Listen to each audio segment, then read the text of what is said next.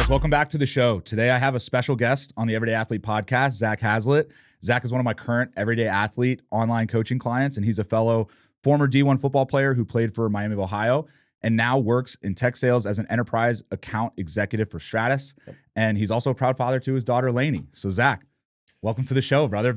We've been talking about this, man. Yeah, we've been talking about this for a while. Appreciate you having me. And I'm pumped, dude. I've been watching a lot of your episodes. I need to watch Daryl's now.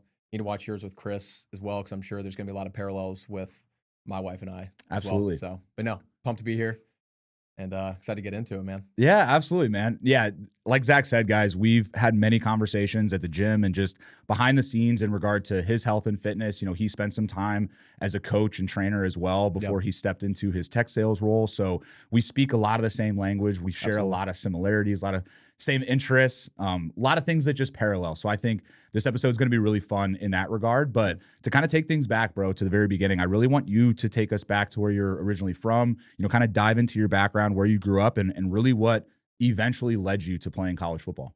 Yeah, so that's a really good starting point. So grew up in Dublin, really nearby. I was actually born in Atlanta, but played football and baseball in high school, but then got the opportunity to get as a preferred walk-on to Miami of Ohio. Was getting like the FCS offers, the D3, the D2s, and it's actually decent in school. I tried back in the day.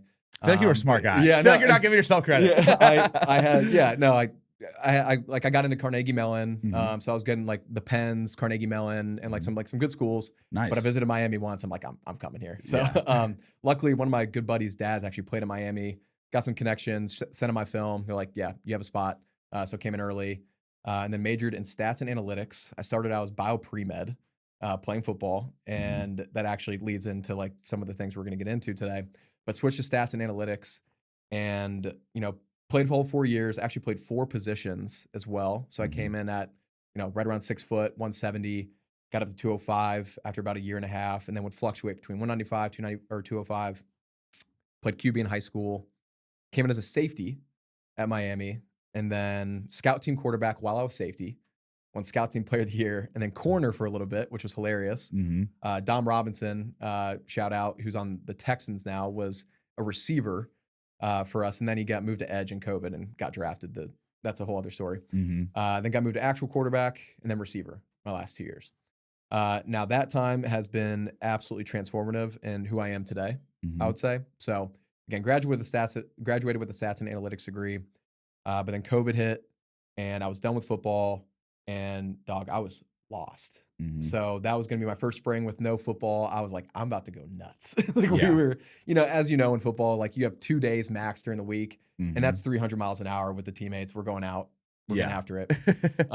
But this time it's probably happened for the best. I don't know if I would literally still be here if we would have had that spring, with non-COVID.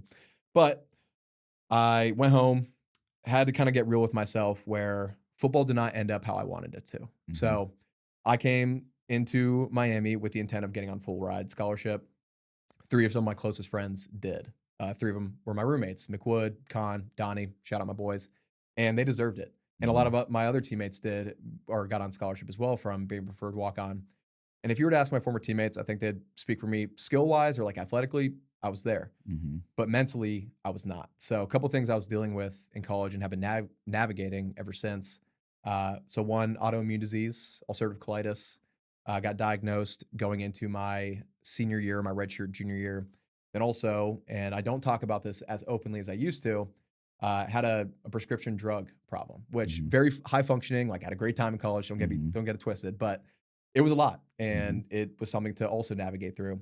And so I was a different person day in and day out. One day, I'm making a one-handed catch over the number one defense. Next day, I'm tripping over my feet and forgetting a motion. What I'm saying? Like just, you could not depend on me. I was unreliable. And that's been so instrumental in how I approach my career today is obviously occasionally or consistently good is better than occasionally great.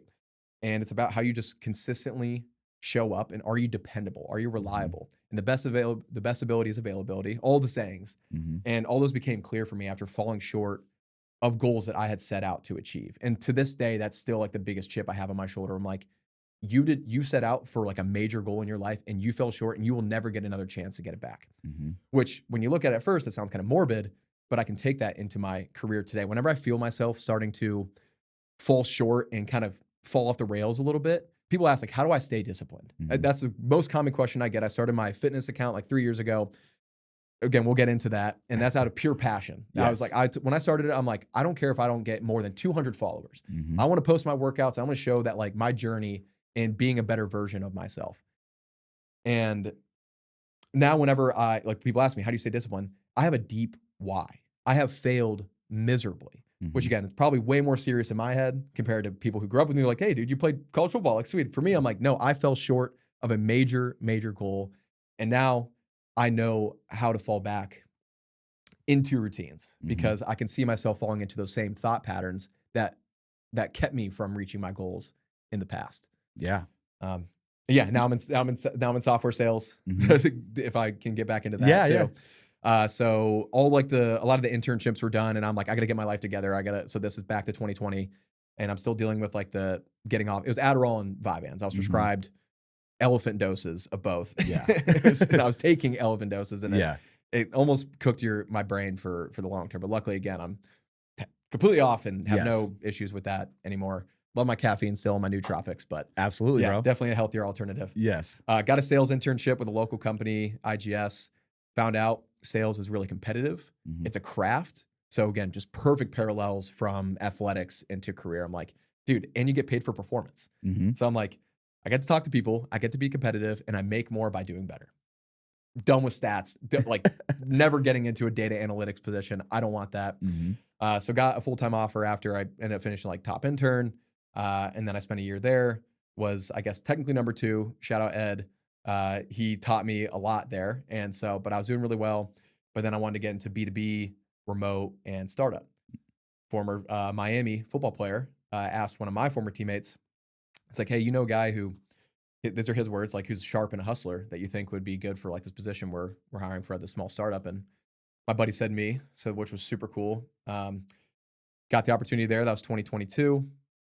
Got promoted to account executive, which I am now. So I started as a BDR. It's cold calling, meeting setting. It's Mhm. brutal. It's Yeah. like, we call it like the mines of sales. For sure. Yeah, you don't get the big wins. It's like the scout team. It's a scout team. No, Yeah. you're training, and there's a lot of people who stay like a career SDR, and there are people who want to get out as quickly as possible. Mhm. I saw the opportunity as an account executive where you can make not only like hundreds of thousands, but I know of people who have made millions. Mhm. And again, besides athlete money, you're not really, or like being a true entrepreneur, you're not really getting to that kind of money anywhere else unless you're in sales. Mhm. So worked my ass off, got promoted in 9 months, and this at a smaller company called Air Garage. They're actually doing really well from what I can tell, and I keep in touch with a few folks there.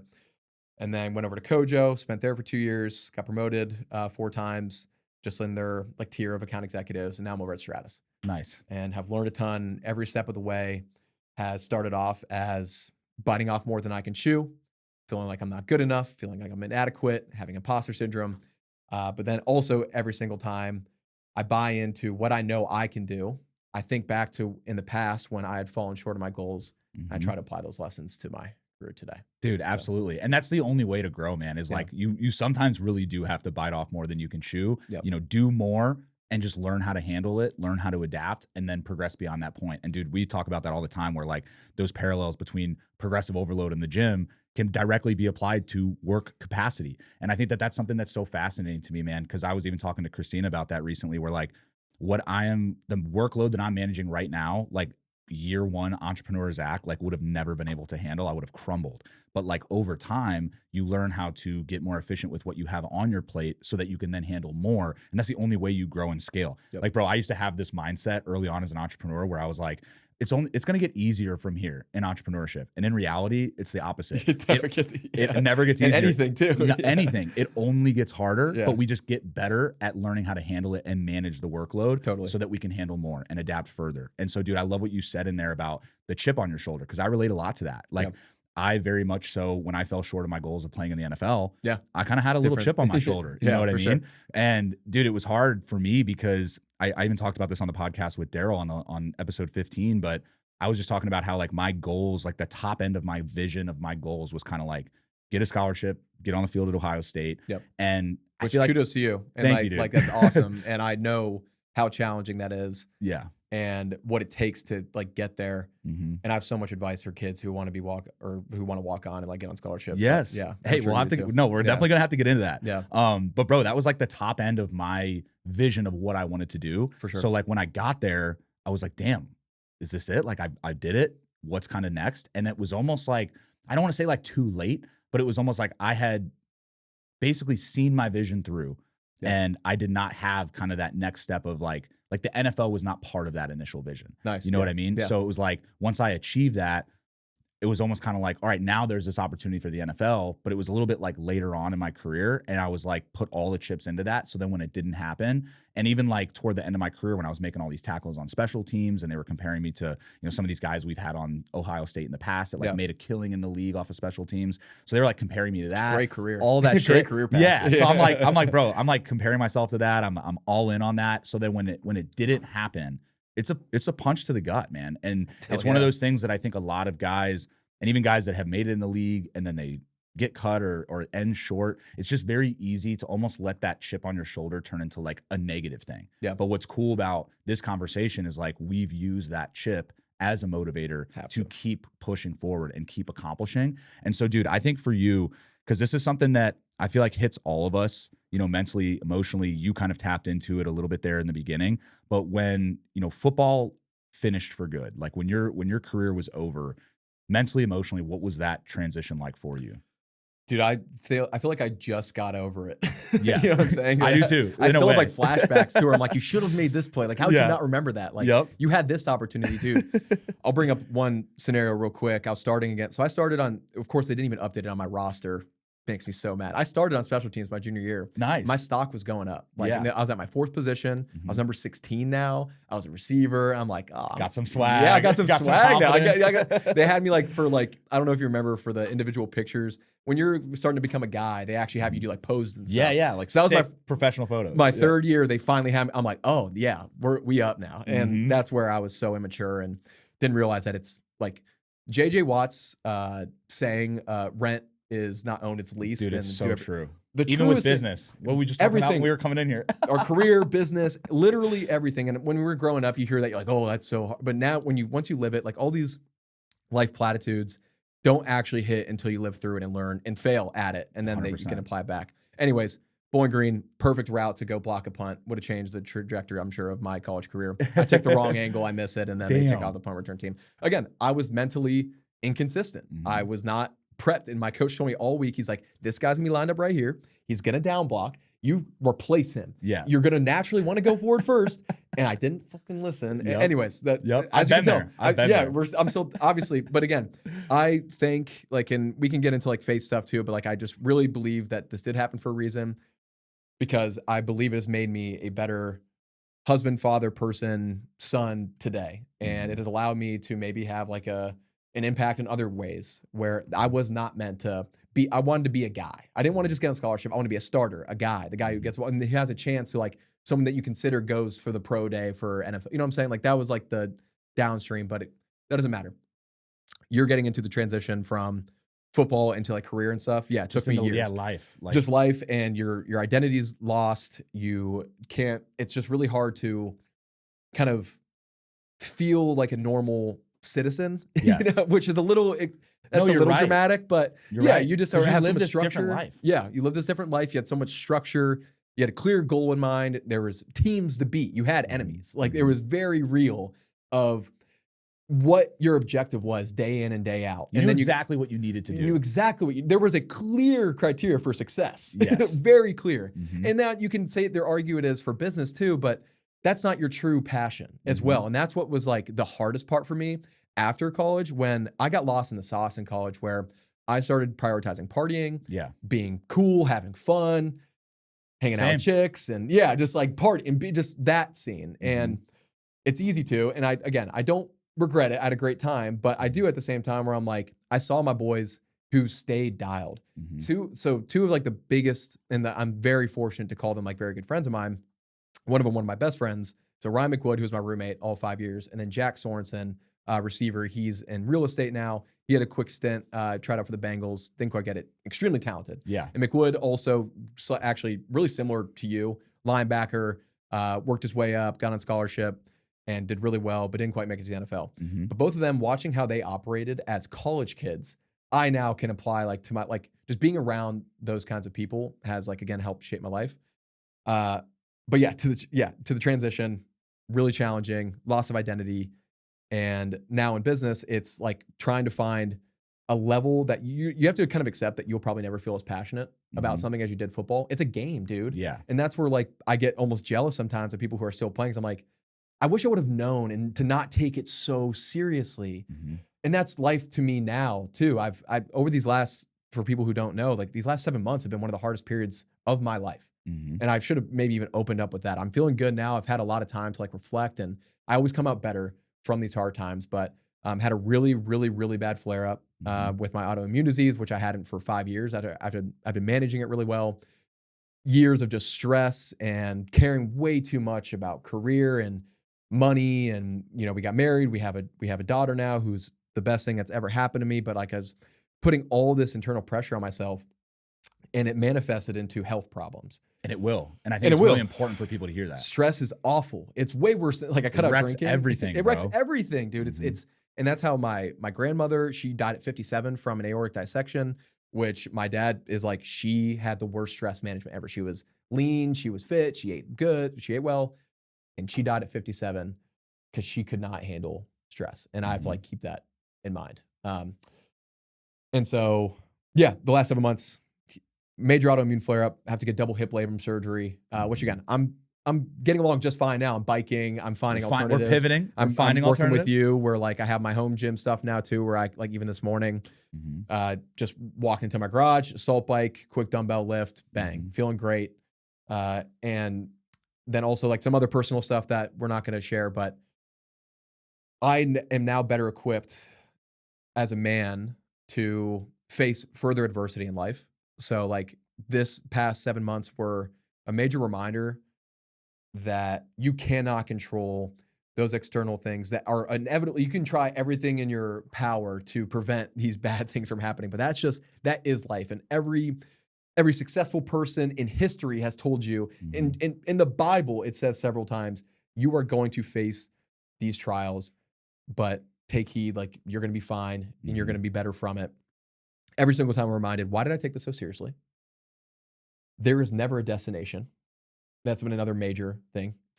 That destination you're thinking of, if I get X, Y, Z, I will be happy. Never I coming. experienced that in November of last year. I reached this destination I've been literally almost dying for. Literally, yeah. Like sacrificing health, everything for it. I'm like, this is the most important thing.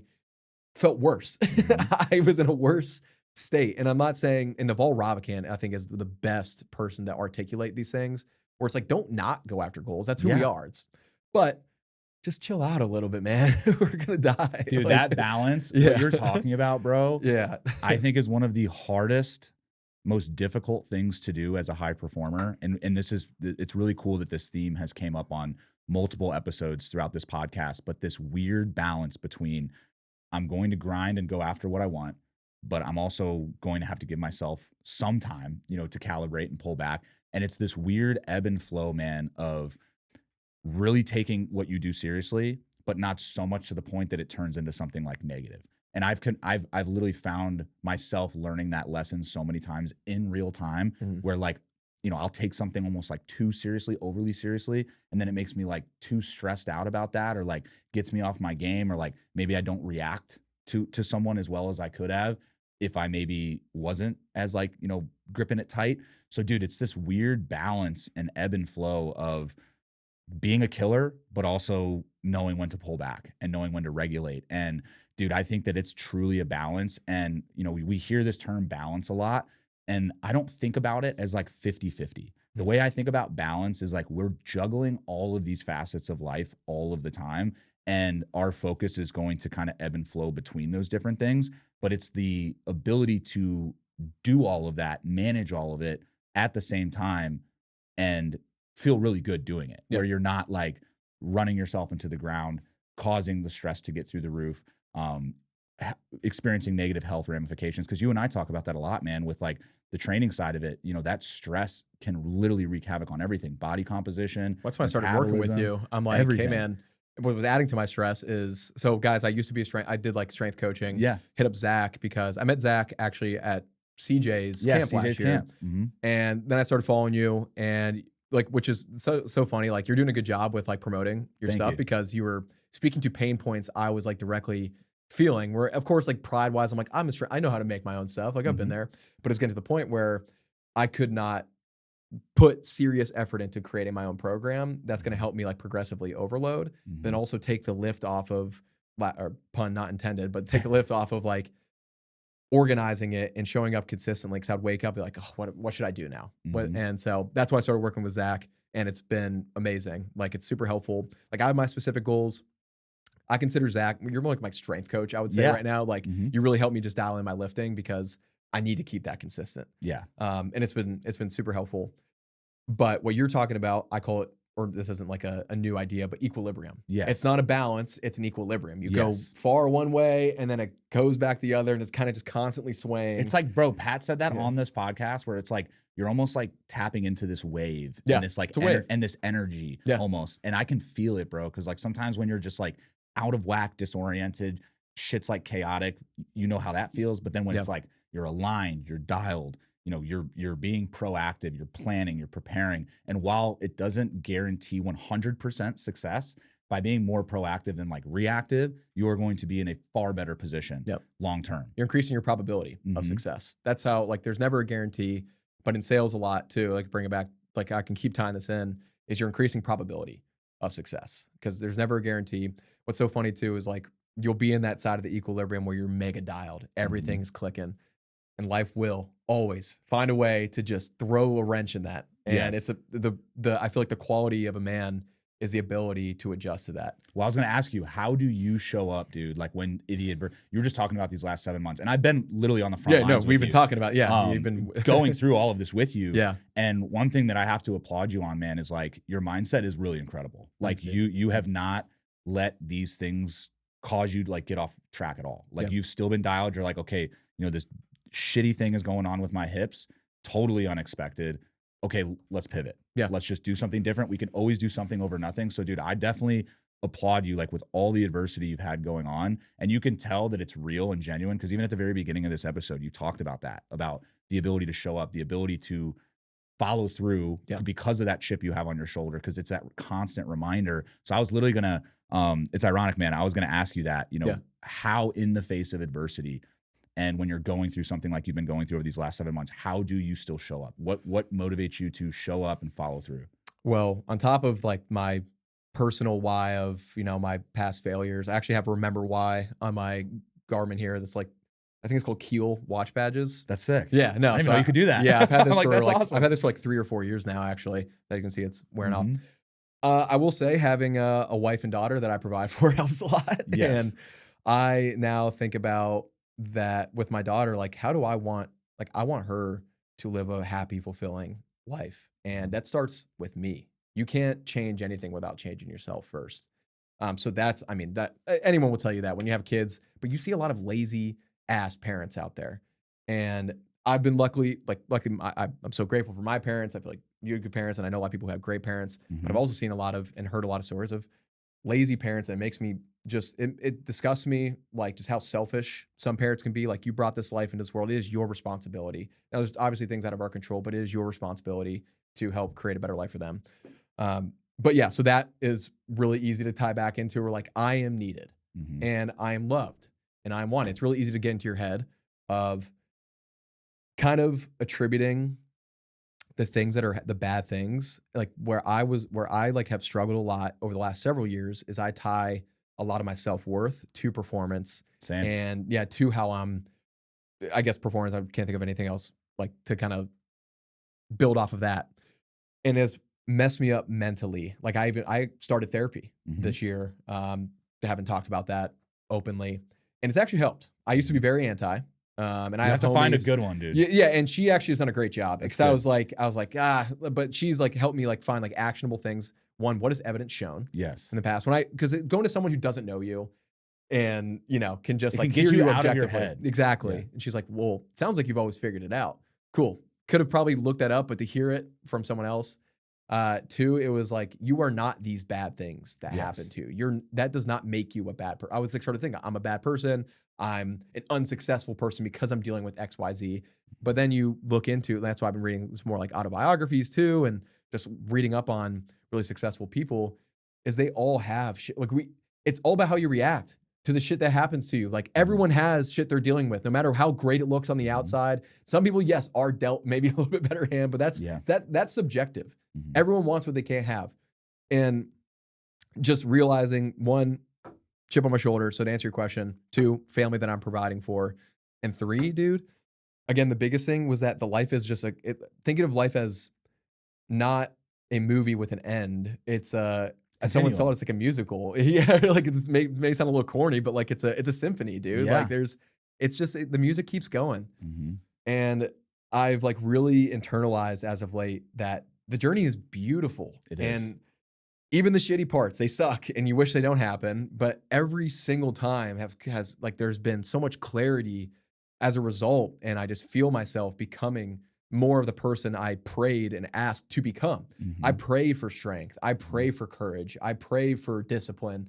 And then I get hit with a bunch of stuff and I'm immediately like, why is this happening? Woe is me. Yeah, woe is me. Why is this happening, God? Like what did I do? And then I'm like, I wanted this. This is what I asked for.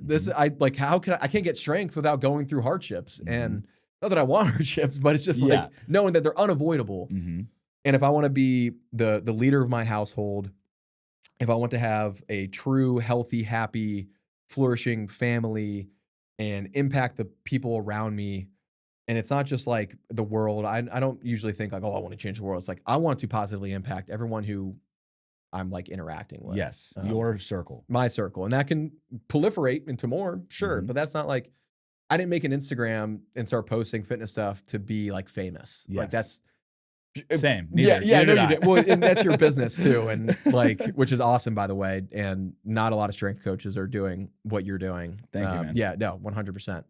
And I feel like a lot of folks don't realize that there's such a huge business aspect to where you don't need to have 100K followers, even 10K. Like I know of plenty of people. Hell, when I had 1,300 followers, I had 15 clients. Like it's about how people resonate with your message. And can you actually help someone? Can you actually? Because there's like you could have these influencers out there where they're very entertaining. Yeah. You know, they've amassed a massive following. Yeah. Can they actually get you a result so you stick around? Well, with their result, you know what I mean? No, 100%. And a lot of them, I feel like, have a high turnover. Yeah. They have a lot of incoming revenue. They have high revenue generation, probably really poor revenue retainment. Yes. I'm thinking of like our business terms for it's like sales. there for 12 weeks. Yeah. Out. Recurring Done. revenue. Yeah. It's 12 weeks. Here's my 12-week plan. Pay me $3,000. All right. See ya. Like, and they have high ticket sales teams that are highly incentivized, and which again, churning people. And again, that to each their own. And it's not like they're bad for that. That's just not like the approach. Different business model. Just different business from model. what we've done. Yes. And what I'm doing, what you've done. Yes. What I had done in the past. And I can't even like call it like a true business. Like that would be doing you a disservice for what like a true business is. No, it was. Like, yeah, I'm happy I tried it, and there were aspects I really enjoyed. But then again, like balancing that with like my career, and I kind of had to choose between like, do I want to buy into my sales career, which I know can change my family's life, which you can for fitness coaching as well. And like if you do it right and you run a good business, you can absolutely have like a major impact. But I started to lose my passion a little bit when I was taking it a little too seriously too, is what I noticed. And so, right now I'm still at the point where I would eventually, I feel like to do something on my own. I don't know what that looks like. Maybe it's centered around health and wellness, but I feel like also I'm getting how like a good way to look at career is getting paid to acquire skills. Yeah. That's like a really good reframe I've heard from a guy. It's a great way to think of it. Yeah. Like a guy who I would consider like a mentor, who was my boss at Air Garage. My boy, Matt, he's just like a really good way of looking at things, and he's done really well. But then also a book called So Good They Can't Ignore You. That's all about like they tell two different scenarios. Like this person started a yoga studio right away because she's super passionate about it, but she didn't know how to run a business. This guy, built a 10, 15-year career, has the capital, has the expertise, has the experience, then was able to deploy it at a better time. So, yeah, that's it's awesome, man. Yeah. And dude, I love that you spoke to, and I really appreciate how you've spoken to like some of your experience with Everyday Athlete. Yeah. And the differences in how what we're doing, in the coaching space is very different from what's very typical. Yeah. So dude, I would love for you to unpack that a little bit. What has your experience been like in the Everyday Athlete program? And, how has it positively impacted you up until this point? Yeah. So I'm not going to be the same as everyone else because, well, one, the biggest thing was there's levels to this shit. That was like one of the biggest things that like I knew. And that's why I was excited to work with you, where like I do know a lot and I can help coach people, but there's levels. And working with you it's very personalized. And you're actually like, I really like your check-ins. The biggest thing that people don't understand is you get out what you put in too. And I feel like it's really hard probably to relate as a coach. And so if anyone does have a coach, like if people start to feel like, oh, I'm not getting, it's like, are you listening to everything that's prescribed to you? Like you've told me you have these problems. Is the problem worth fixing? Or are you cool with staying with the status quo? That's like in sales too. That's literally like the biggest part of my job is creating a case as to the pain of not switching far outweighs the status quo. Like that's literally all it is this investment is worth making the change. Or if it's not, cool, when we'll talk another time when it is. And so, yeah, biggest thing with you is the personalization, your attention to detail. I really I love, and I think what helped is we have really similar mindset.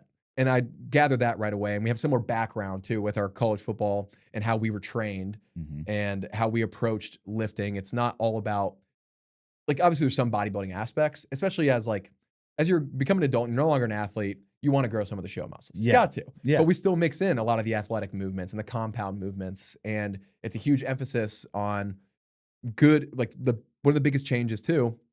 Well, sure, I could tell myself to do this, but you don't make these changes unless you put some effing skin in the game. Yeah. And so that's another big thing too. Yeah. Just like working with someone I trust where I can put skin in the game where, hey, he's telling me to do RPE 7 out of 10 here. And past me would have been like, 10 out of 10. Yeah, 10 out of 10.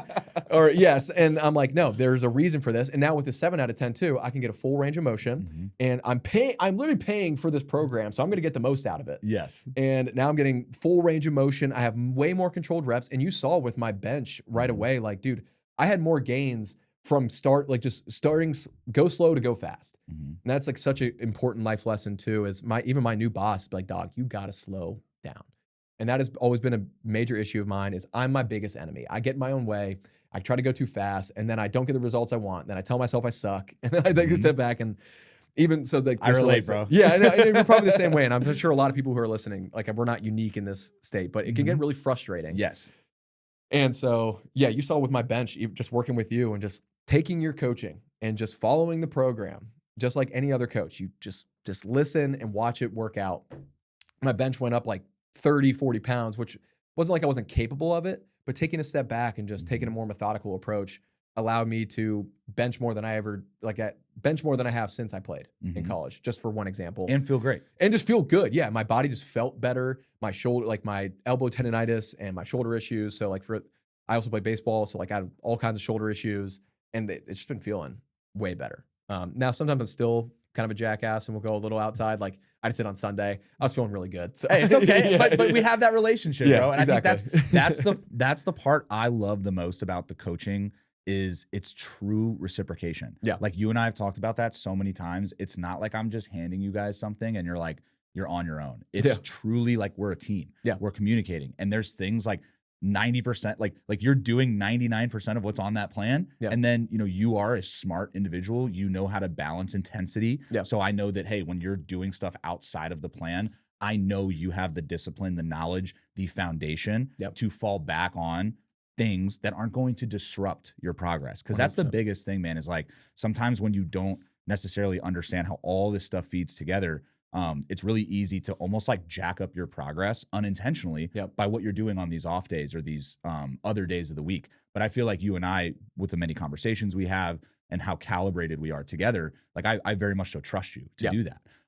So dude, I think that's what makes this so cool is it truly is reciprocative. For sure. And I think that's what makes this really special for advanced guys like you. Like you're deep into the game. And so like you have a good ICP, ideal customer profile. So for those who don't, ICP, ideal customer profile, you've, I feel like, done a great job of finding the right people to work with, which is one of the most important things as a business in general. In my job now, it's finding the right company. Why are they the right fit? They fit into this box. Now, obviously, there's going to have edge cases, but you have a really good customer base of folks. One, also people that you're like friends with, which is just an added bonus. Yeah. But like dudes who like know what they're doing for the most part. Like they're not fresh into lifting, but they want to take it to that next level.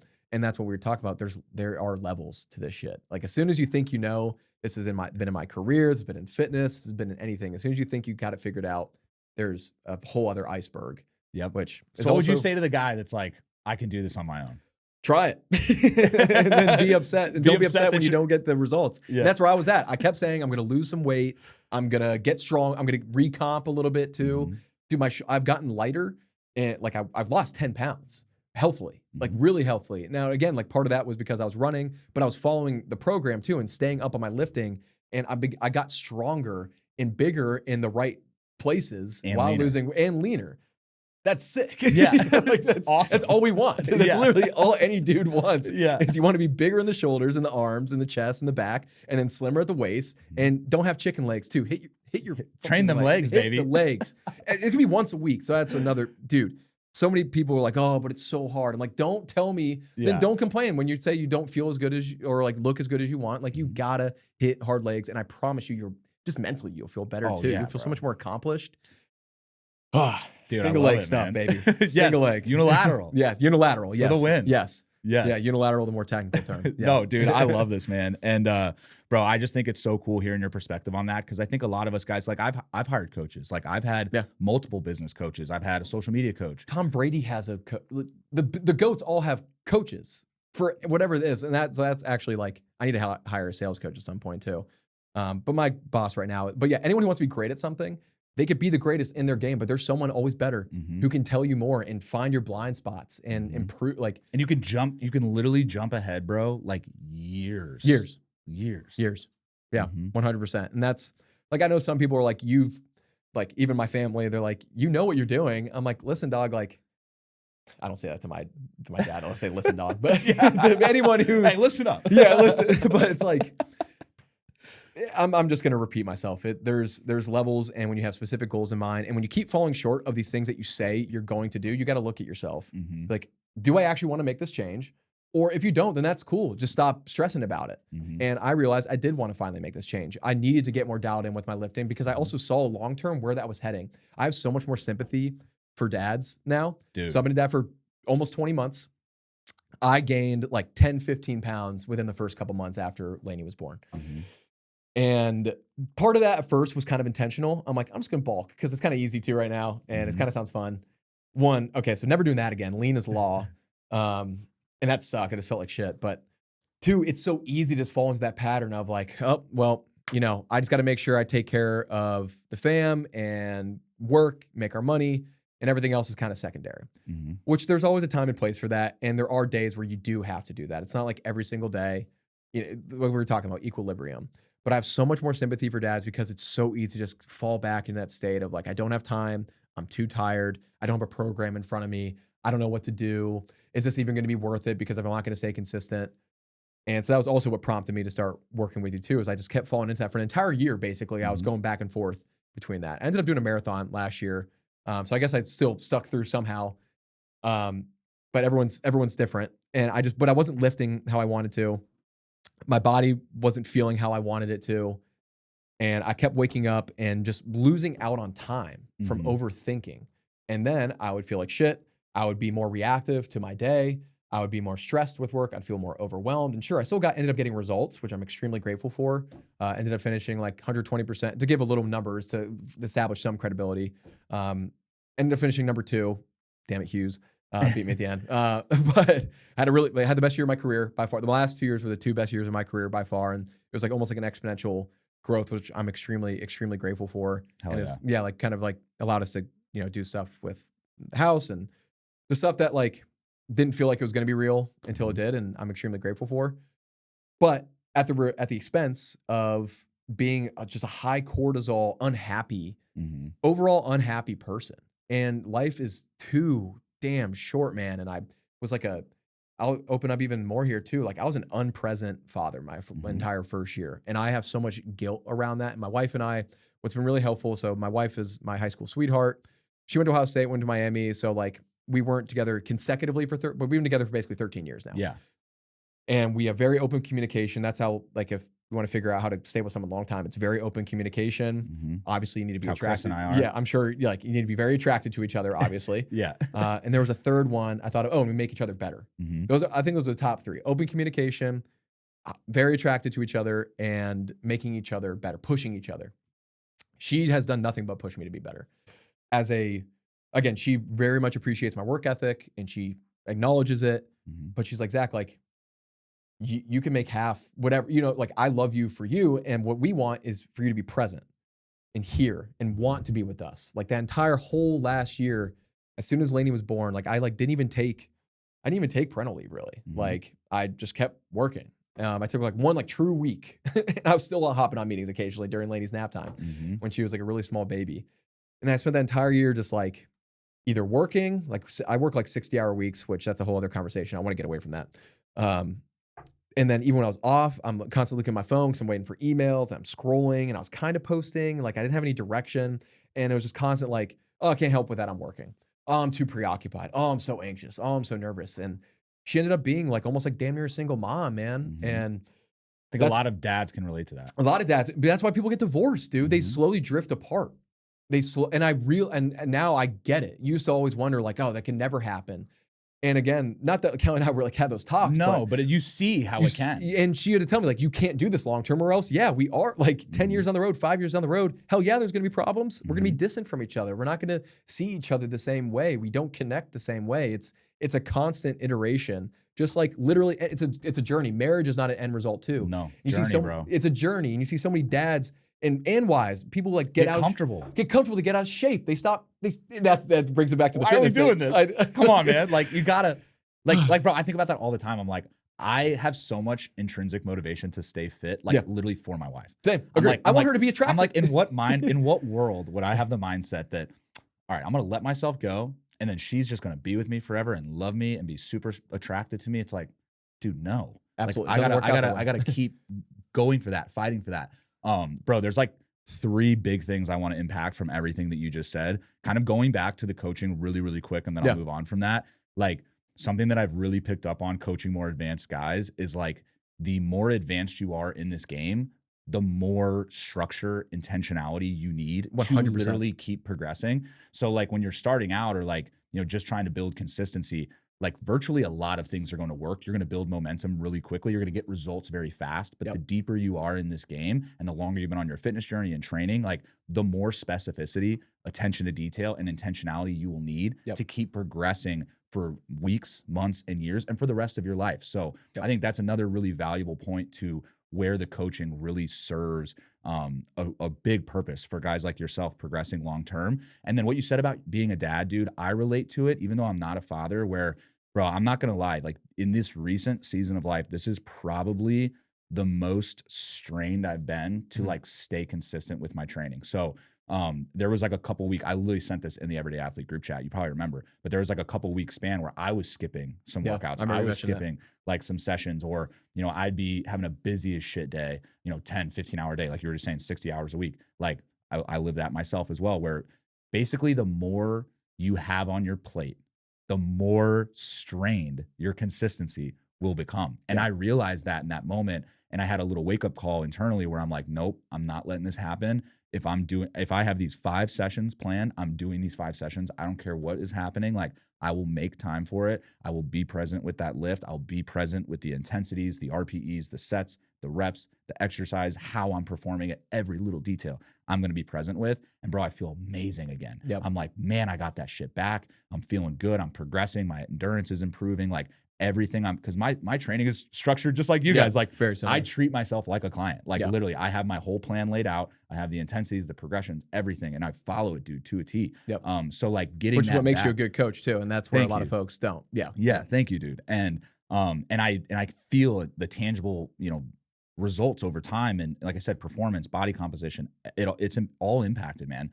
So I just relate so heavily to that, and what you're saying as a new father, I empathize with, because like, as you're saying that, dude, I'm like, I relate so much to it, where I'm like, if I was a new father, I know I would fall victim to that in the first year. You're going to feel especially because, dude, like, especially when that baby is like officially on the way, officially coming, us, the way we're wired, it's not like, oh, let's pull back and get more comfortable. It's like, no, we need to go harder.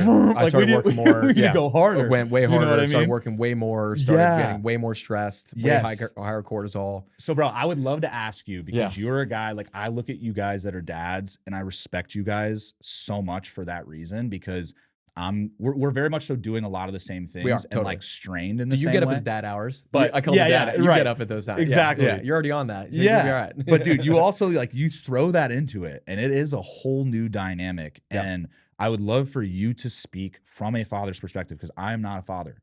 As much as I can like think about it and get as close to relating to it as I can, I'm not. And so you will always be able to speak to it better. So, you know, in those moments, I'm sure you've had that where like you feel strained, workouts are taking a hit, meals are taking a hit. How do you juggle it all? That's a really good question. It's not going to be world changing, but just taking it a day at a time. Go to sleep, wake up, tomorrow's a new day. You got to have that deep why, man, and remember how you feel when you don't. And honestly, dude, it's keeping the long term in mind. That's how I got over, honestly, my drug problem. To bring it back to that too, I always have like these. I've had a couple really kind of like pivotal moments that I can remember. September of 2020, I started developing some other health issues like Raynaud's disease. So like you take Adderall, Adderall, Vyvanse, they're stimulants, they're vasoconstrictors. Started developing Raynaud's. So like my hands and feet would start to go like numb when I'd be sitting there doing schoolwork.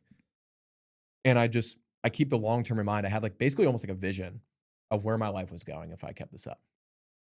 I was finishing up school. I had a job lined up, but I'm like, if I keep this drug problem going, I will be a loser. I will, my then girlfriend, who eventually became my wife, would eventually leave me because she had been so. Which, by the way, power of vision and self-awareness, bro, to be able to like put yourself there and be like, I don't want that. Pull back to the present. I'm going to avoid that. That's when I started getting into health and wellness too. It was like that moment. I actually came across the first dude to get me into health and wellness was Soul Bra. Who's that? I don't know if I've ever seen exactly. He's very niche. Like like, and my buddy Owen was like, dude, you should check out this guy Soul Bra. I think you'd like his stuff. And it was in 2020. And so Soul Bra has his own thing now. He's got like 100,000 followers on Instagram, and he does really well on Twitter. And he can be out there with some of his takes. You should look him up though. He's a very interesting guy. Lots of like very esoteric like health stuff. But his big thing in 2020, which was like so new to me, was just like why so many guys get out of shape, like all the drinking. Anyways, I had a pivotal moment where I imagined myself, I'm going to lose my girlfriend. I'm going to have trouble having a job. Like I had to get over the fact that like I am done with football. It is not happening. Again, it's still taking years to still deal with that, because I'm still like, I bet I could get out there, run some routes. And like, absolutely. But I can't. I mean, I could, but like I would get routed up by another 18 to 23-year-old. Like I would get cooked. Levels to this shit. Yeah, there's levels to this shit. There's levels to this shit, man. Especially if you aren't doing these movements for years. Like if I take one too hard of a jab, I'm cooked. Dude, Daryl and I were talking about that. We're like, to be in that like football shape. Oh, totally different, man. It's a hot hitting other people, bro. Like, and the explosiveness too. Just straight up, all movements are as fast and as powerful as you possibly can. But I get back into it because I'm able to see the long term. That's basically it. I've felt it. I've like felt it almost viscerally how I was going to feel if I did not change these habits that I had. So again, when I noticed I was like getting out of shape, the big pivotal moment didn't happen for another year later when I got super sick. And I also, when I saw the long term in mind, if I don't get this figured out, so fast forward to 2025, when I'm starting to get really sick, I'm like, I'm going to have like major health issues, and my life will end early. Like ulcerative colitis, your risk of colon cancer goes up a lot, and it just causes a lot of complications. And so I had that long-term in mind where, yes, I still need to take work seriously. Yes, I want to provide for my family. Like, yes, I want to be hyper successful, but there's also like success in other ways is very subjective. I know of plenty of super rich, successful people who are distant from their families. That's something that I've had to really, that's sad. It's funny that you bring this up, because this is something I think about often, where it's very easy. And dude, we see it with these AI companies. You see it with tech companies, where it's just like this arbitrary obsession of advancement. Yeah. And I'm very fascinated by this. Yeah. Because you're like everything you just said, you're a deep thinker. Like you're thinking about all this. Me too. Yes. You know what I mean? Our talks this is like normal conversation. Yeah. We have like great talks. Every time. Yeah. And bro, like I've really had to, as a man in this society, define what does that look like to me? What does success look like to me? Because dude, I have felt it. And you and I have talked about this as being an entrepreneur. Like everybody's default thinks like Mark Zuckerberg, Facebook, like you have to be a 1.2, you got to be making millions, billions. Like everyone thinks like business success means that, you know, but what about having a really good business earning you, you know, hundreds of thousands of dollars a year? You're happy as hell. You've got time. You can make time with your family. So it's like, I'm constantly weighing these and juggling these goals based on like almost like my own like morality, my own values, and things like that, because I think it's so very easy, dude. And I almost see it happen way more into like as adults, even when we're younger. Like it's almost like when we're younger, we have that like naive, more free spirit where we're just like, we can do this, we could do that. But the older we get, like the more boxed in we become. And which I've been actively fighting against. Dude, recently. I feel myself constantly fighting that. And I also have found myself in these seasons where it's like, I have to earn more. Like I have to build. Well, do you have to? You know what I mean? Like just take a step back. And bro, I think I even told you that in the gym recently where like, I feel like my 0 to year 6 I'm going on year 7 doing this. So I've been doing it 6 years. And dude, I relate so much to what you said earlier in the episode to like your like 1 to 2 year initial sprint in tech sales where like, bro, I feel like I have just had my head down and I have just been going. Dude, for 6 years. And I feel like legitimately in these last couple of months was like the first time in 6 years, bro, where I finally was like, pump the brakes, and pull back and just like, don't have to post almost every day of the week. Don't have to, you know, do all these different things. And dude, it was the most like freeing, most clarity driven thing I could have ever done. So this is kind of two-way, both like finding like, how do you individually define success?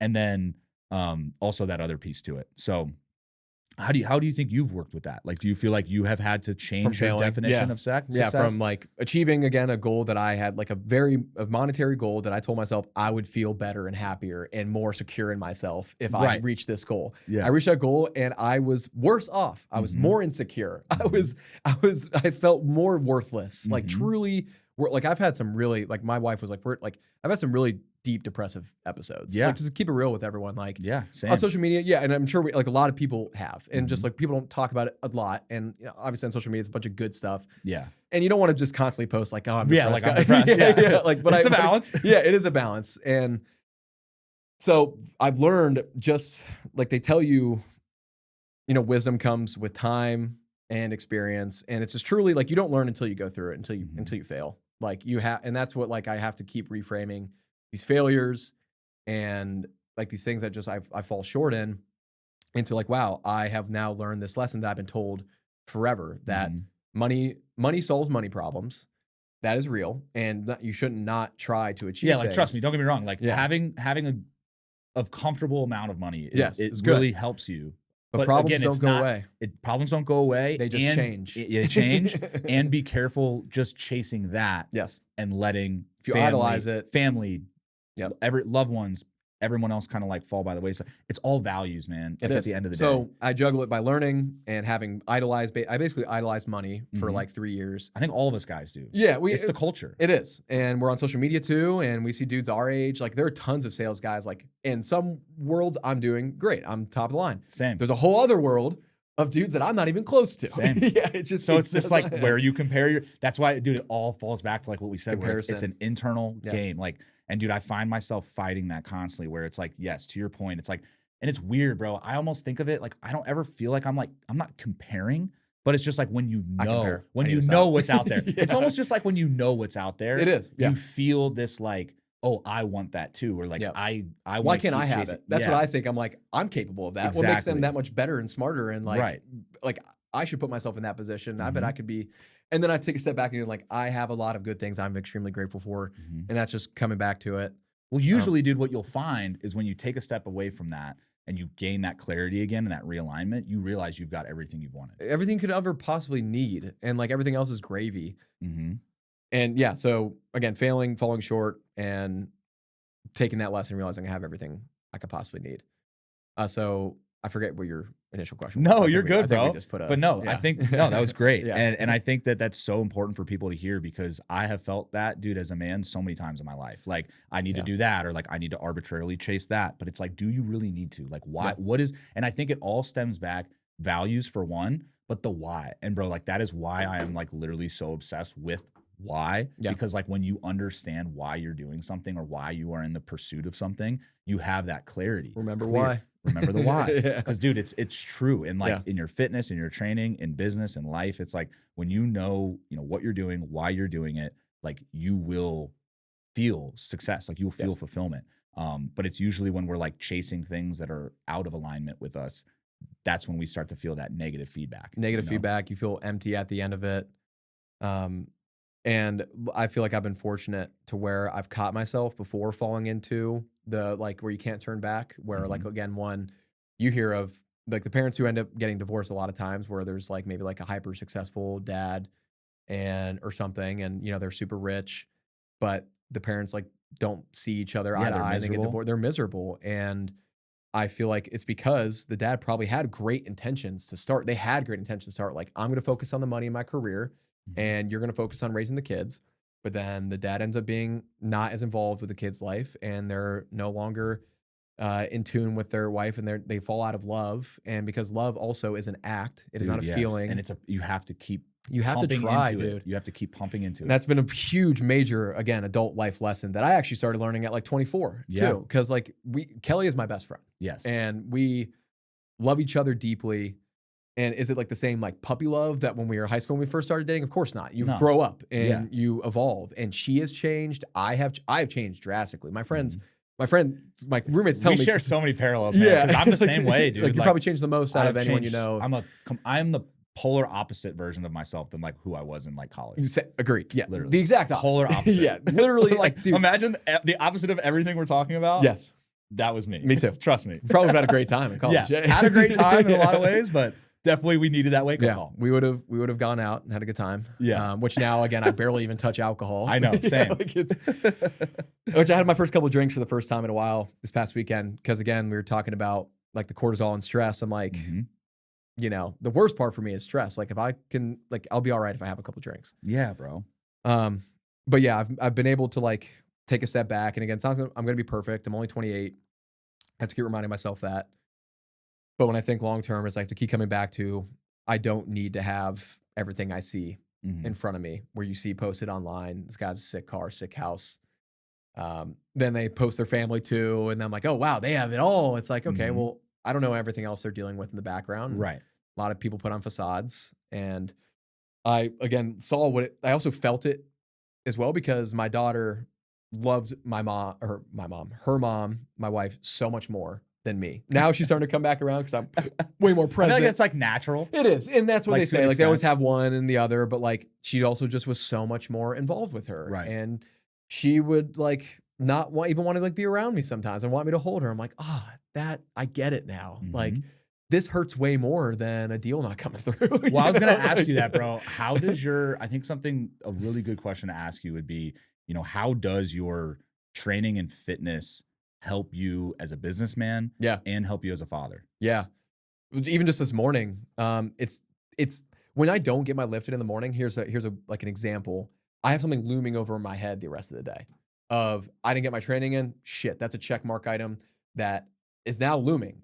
And since I didn't get done before my work, now my work could get dragged on where I don't get to get this done. Versus if you're disciplined, you have a consistent habit routine that you build, you get your training done first, you will feel better, because guaranteed. We were talking about this. I still have a ton of work. I honestly could have probably skipped my workout this morning. I'm sure, but now that I have my training done, I know what else I have to do today. And it's very clear and cut dry. Now I'm not like, oh, I did some of my work, but I still have a bunch. And now when am I going to work out? I got my training done. I pushed myself mentally and physically. It's only 40 minutes. And now, bang, I got that done though. I feel better. My food is now more fuel too. I always think like it's like an internal thing for, I think, people like that can make you just like, that just feel better when you're not just eating slop now that's going to get stored as a fat deposit. It's like, oh no, I just tore down some muscle fibers today, or I really pushed myself cardiovascularly on this run, this swim, this bike. And now everything I eat is refueling myself for the next session. Yeah. And now when I go into my work, I'm like, wow, I got this thing accomplished. I know what's in front of me today. I have nothing else looming over. And now I can be more effective as a salesperson. I can be more clear-headed. I can be more present at home because I'm like, I got my shit done today. Yes. Now I can give my wife and my daughter and my lovely dog Mabel too all the attention that they need. And I'm just way better able to compartmentalize when you prioritize training. And I think I've seen myself get into this, and I see a lot of online too, where people get too into training, just like anything, where that becomes their life, where everything they do is around training. And again, if you're a professional athlete, sure, I get it. But like when people, then you end up building more cortisol. It can create an imbalance. It can create an imbalance of like, you get more cortisol because you're like, oh shit, I overate 10 grams or underate 10 grams of protein. I'm not going to get this now. Such a balance, bro. Such a balance. But you you have to prioritize training, but don't fall into the people that like, where it becomes their life, because then that's when it gets annoying and also falls. And it can pull you away from other aspects of your life. It can pull away from your work. I've seen it. I've seen it for myself where I'm like, oh, I got to get as jacked as possible. I should maybe shorten this workout. But because I'm so dead set on just getting as jacked as possible, I'm going to forget the goal that actually matters, which is like being a better version of myself into the things that are moving the needle for me and my family. Yes. That's what it's all about. What's moving the needle? You have to look, you have to be really reflect. Really honest. My 40-minute workout does move the needle. Now, could I drag it another 40 minutes and get some like other sick stuff in, maybe get another hour on the bike? Sure, I'd be more lean after. I could eat more calories and then feel better.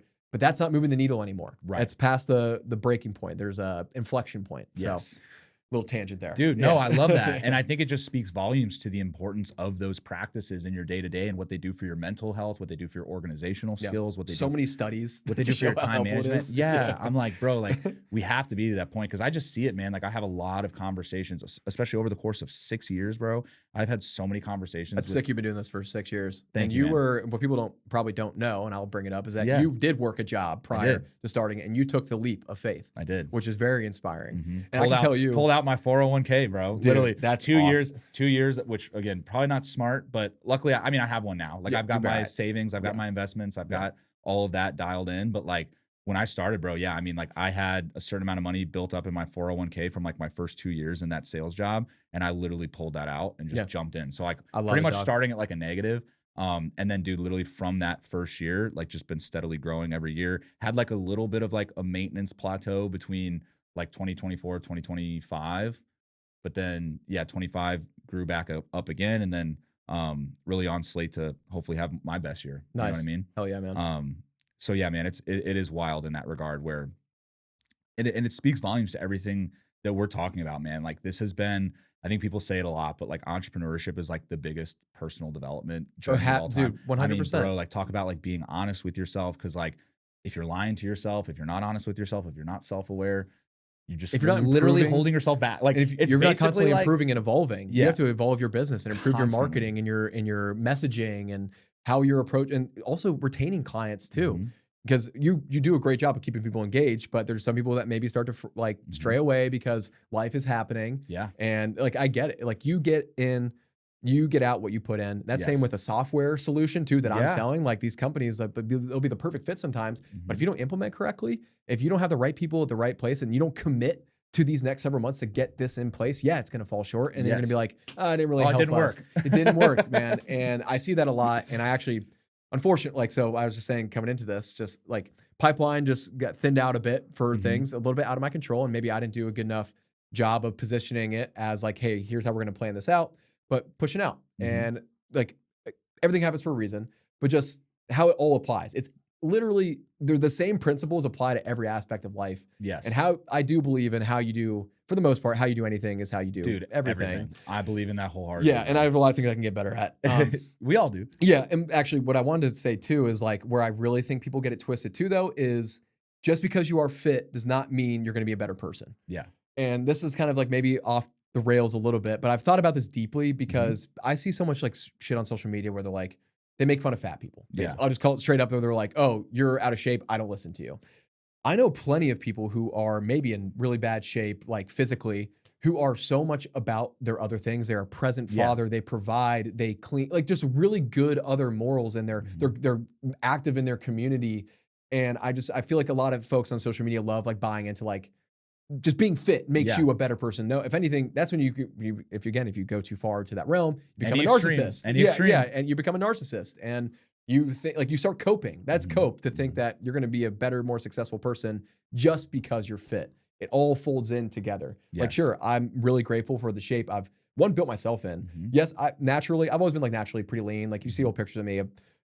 My mom had great genetics. Like I'm very grateful for it. But as I've become an adult and after college ended or like my football career ended, I did gain some bad weight. I was eating like shit. I felt like shit. I had an autoimmune disease. I had a drug problem. And I saw as an adult, it gets way harder. And now I have maintained over the last 6-7 years to maintain this physique and improve it and be in better shape. There have been other aspects of my life that I've fallen short on. And it all just ties in together. I was on a tangent. No, it's okay. Because, bro, I had a perfect follow-up question for you where, like, you know, when you are basically getting spread thin in all those different directions of life and like business, work, life, it's so easy to let that fitness side of it, the nutrition, like basically these things we're talking about that's for yourself, like completely go. Yeah.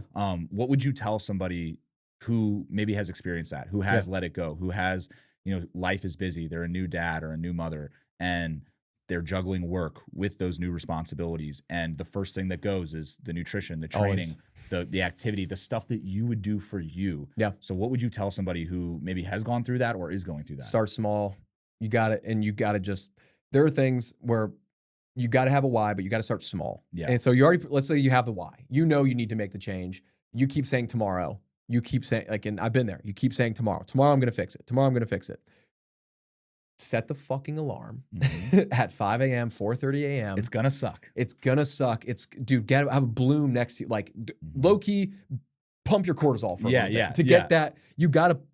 It's equilibrium. You put a lot into one side to get to that new point of momentum. Ultimately, momentum, and you build that momentum, and you have to go overly into one direction for a little bit. You build that balance over time. It balances. It becomes like an average. It is a curve. That's what exactly we're talking about. It's an average. And over time, you have to put more into that to get started and build that muscle. It is a muscle to be built mentally to build that habit. And it is hard. So again, start small. Just start small. And then then you got to think long term too. Do you want to be a heavy breathing, overweight dad who can't keep up with your kid when he or she is starting to play sports? And you want to go out and run with them, you're 65 now, and you know you're going to the hospital for heart meds, or you know, like it's like you have to go there mentally. 3 of my 4 grandparents, all my grandparents are dead, which you know is kind of unfortunate. Obviously, I've had time to I'm fine, but all my grandparents are dead. All of them, none of them lived past 75. The ones that did, those last several years were like hell for them. Yeah. They were not healthy. Yeah. Like my one who's 57 was probably the healthiest outwardly, but stress, aortic dissection. Then my dad's dad at 64, super young. Dude, my parents are almost 64, which is scary, but he drank, smoked, didn't take care of himself. Then my mom's dad, he actually was probably pretty fit, but then he got hit with a bout of dementia from something.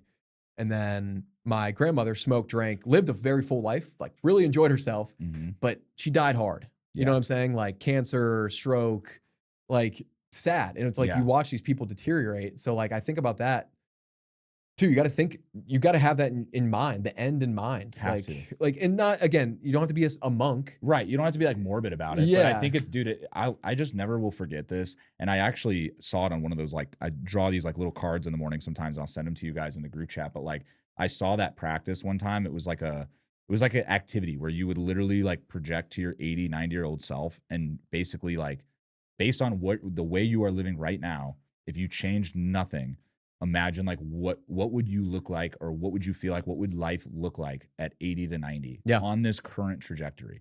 If you love it, keep doing what you're doing. If you don't, you got to change something that 100%. You're currently doing to then better influence that trajectory that you're on, so that when you do get to those ages, you don't have regrets. You know what I mean? And I think the more we can be introspective like that and project into the future, the better decisions we can make in the present. Yeah, that's awesome. Yes, that's a perfect way to put it.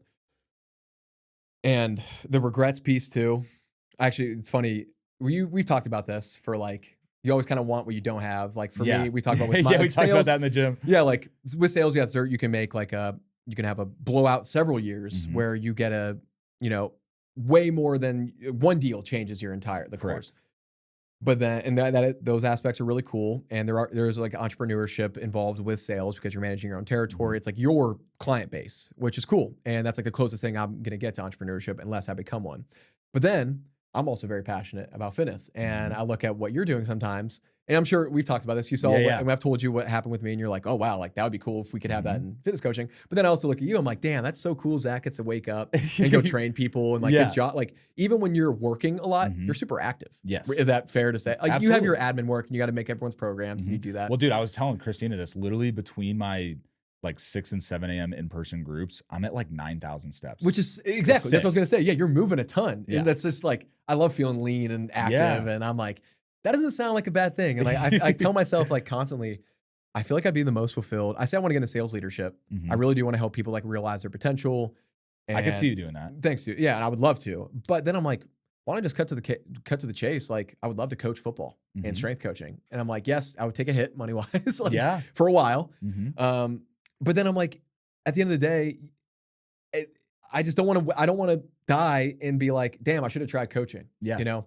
So right now, to give everyone, like, I'm actively thinking about. So I'm giving all I have, and I'm still working like 50, 60 hour weeks. I have to stay on top. Yeah. Like, that's absolutely. that's kind of what I buy into when you work at a startup. That's high growth. But eventually, I want to build a life where we'll see. I mean, I'm sure I'll stay in sales, but get to like where I can work a true maybe 40 hour True. or even yeah. less. Like you get all your shit done, you can get off early, then you can go help coach. Like I Yeah. want to coach my kids. I want to help other high school kids that I wish I got the direction. Not that I didn't Dude, have like people in my life. imagine what you know, bro. I could give. I think about that all the time. I'm like, dude, if I knew Half the shit I know now. 1%, Yeah. like 1% of what I know now, I'm One like, of my former teammates. oh my God. One of the guys who's younger than me. His name's Dom. He'll maybe listen to this. He went to my high school. I think he was 4 years younger than me. He went to Miami several years after I did. So I was the first one to really play like D1 in a long time. Yeah. From Jerome. And I was just preferred walk on. But like I had a really good senior year. Junior year, I was injured. Sophomore year, I started actually and started getting some looks. I actually visited Indiana. Nice. Cool. Yeah. No. So I played running back, receiver, then quarterback. Mm-hmm. But I had a kid or two kids coming over to Miami, and I met with them for lunch after basically my career was done at football. Like I was there for my last semester. Basically, again, still hadn't quite hit me how much I'd failed and how I fell short. Like, and I'd still been dealing with that, and I feel better now. But I gave them, I'm like, here's what you have to do. You're a walk-on. I've been in your shoes. You're coming in early. Yeah, sure. You had other offers. Like you could have started right away. Nobody like cares. Nobody gives a shit. And you're going to get treated like shit. Yeah. They did not recruit you. Dude, you maybe had one coach who bro, recruited. our walk-ons. Yeah. We Oh, were dog shit. Horrible. You are nothing. You are scum on my shoe. You are pond scum. And until you prove otherwise. And even when you start to prove otherwise, we're still going to treat you like still going to doubt you a little bit. I watched McWood, my roommate, literally start and like have 14 tackles as a backup. He came in for our injured player, had like an amazing game, and he still didn't get on scholarship until after spring. But they made him prove himself again and again. Bro, that was me junior to senior year. I almost got my spots taken into my senior year. You've seen and it. I'm like, bro, I was a starter. Like I was producing. Yep. And my spot's almost. What have you done for me lately? What have you done for me? That's sales too. It's like, oh, hey, sick quarter. Yeah. What's coming next? Yep. My advice to them was you are going to have to work harder than the scholarship guys. You're going to see what they're doing and you're going to want to mimic it because they're scholarship guys. You're going to have to go harder. Like consistently too. And it's going to suck. And like, you just have to do that day in and day out. Show like, make your move or your wave on special teams as well. And my biggest thing too, and this is a whole life lesson as well. Like if you have a goal in mind and you can't just do what's asked of you. Correct. You can't just show up within the confines of your workday, of your football workouts, those set aside hours. Your actions outside of that have to align with your long-term goal as well. And that was probably the biggest life lesson I learned because again, I was always on time for workouts. I was a hard worker. Everyone knew Hayes was going to show up, and at least even if he was being a jackass, he was going to work hard. And like, especially in the weight room, you're going to get 100% effort. But then I'd go home, I'd eat like shit. I would, stay up all night. I was pulling all-nighters like almost weekly for my first 2 years because of the Adderall and stuff. Dude, that was Yeah. And so that's going to wreak havoc on oh my God. health and how you're recovering, all criminal, that shit, which it's almost like amazing how my body. Yeah, like how did you do I put on that? 25 pounds of muscle. I don't know, which is that's also us being young and just so just your body being adaptable. so adapted. Exactly. Yeah. Now I would literally crumble. Yeah, Like my bro. body would literally. It would take us like evaporate. months to recover. Yeah, I would evaporate. Like I would literally evaporate. But yeah, I'll come home and then like get blacked out on the weekends, and then wonder why people were moving past me. Mm-hmm.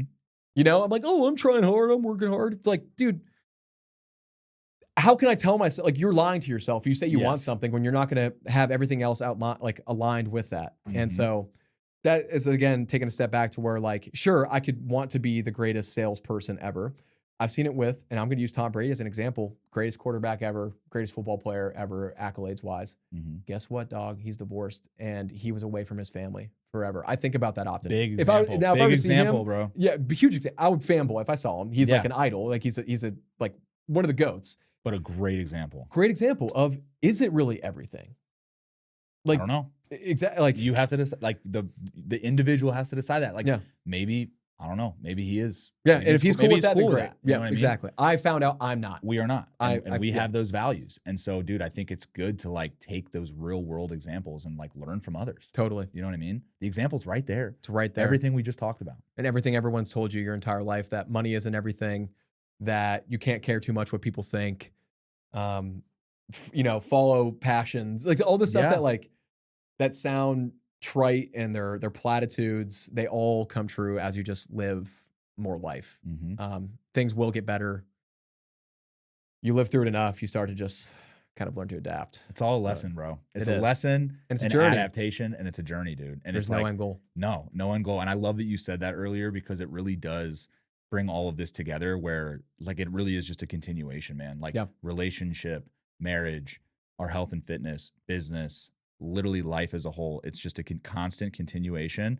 And I think honestly, the more we look at it like that, for me at least, it's like taking the stress off a little bit in a way, in a weird way, where you're like, hey, I just know I've got time to figure all of this out. It's liberating. It's liberating, where you're like, okay, it kind of like what your boss told you recently. It's like, okay, you can slow down, Zach. And it's like, dude, I've had to tell myself that, because like we always joke, we're like our own worst like boss and like manager of ourselves. Like we would never, the way we give ourselves feedback, we would never give that kind of feedback to someone else. We'd be like, hey man, hey, you're good. Like here's what you did well. Right. Here's what you can improve. I'm like, you fucking suck. Like, how did you do that? How did you mess that up? It's over now. You're cooked. Like you're never gonna.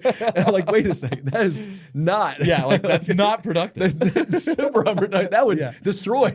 Like So that's funny. Yeah. But it's very real, man. And I think that's another it's an aspect of this episode I really love, is just how organically we talked about those very real struggles. Like, because all of this that we're talking about is not easy to do. You know, it's hard. It's hard to show up. It's a journey.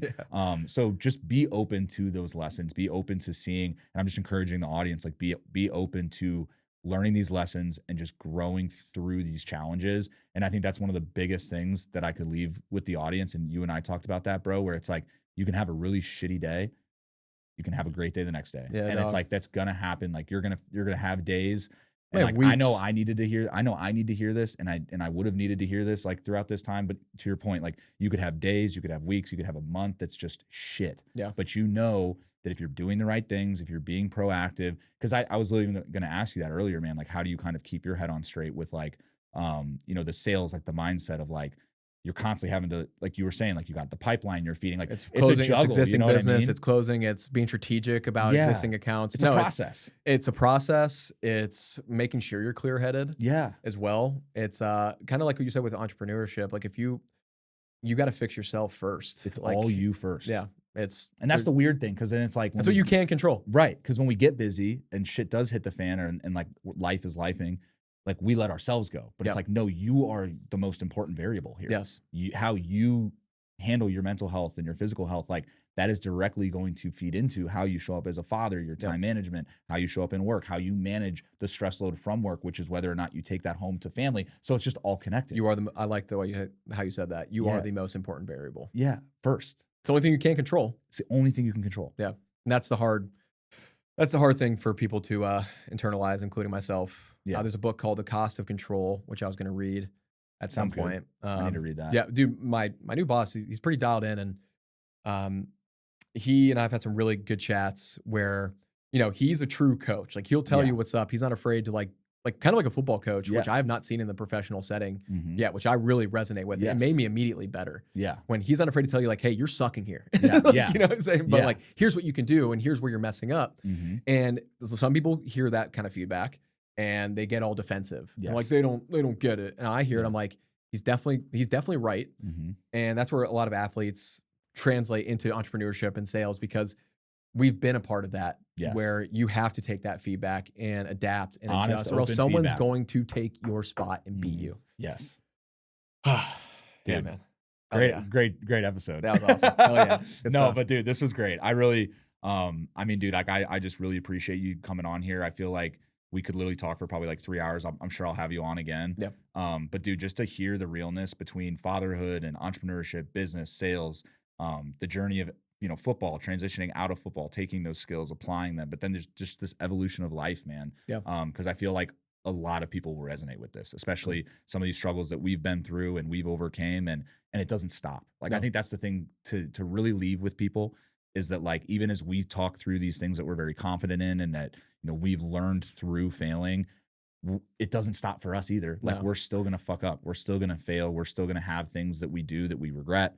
It's all part of life. Yeah. But I think the consistent theme is just that proactivity of constantly putting yourself in a position to be successful versus thinking it's just going to happen, or thinking reactively. But when we're constantly proactive in all of these areas we're talking about, we're going to put ourselves in a really strong position to experience success in all of them. You know what I mean? 100%. Summarize it perfectly. No, Yeah. appreciate you having me. I'll give myself a quick shout out. Too. Yeah. So, Where can everybody find you? Yeah. So you don't have to follow my personal account, but Zack Hazlett Fit is kind of like a passion project. So again, I started the coaching. I got into it from getting into fitness and nutrition after my autoimmune disease, really educated myself on fitness and nutrition. And now I'm back to kind of posting consistently again, because I still have that deep passion for it. And I want to share that with the world and showing kind of like my journey as a dad, acclimating to this kind of fast changing world, and how I'm making sure I stay on top of my shit and hopefully help inspire others to do the same. So Absolutely, man. that's the goal. Hell yeah, man. Heck yeah. Love it. Well, Zach, pleasure having you, dude. Appreciate you having me. Yeah.